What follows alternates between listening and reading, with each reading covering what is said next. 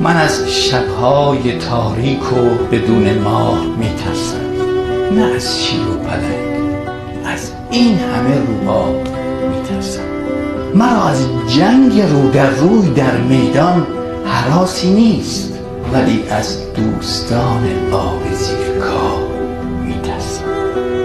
من از 100 دشمن دانای لامذهب نمیترسم، ولی از زاهد بی عقل ناآگاه میترسم.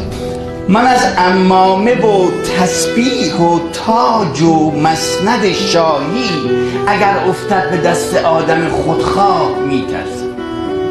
نمیترسم ز درگاه خدای مهربان، اما ز بعضی از طرفداران این درگاه میترسم.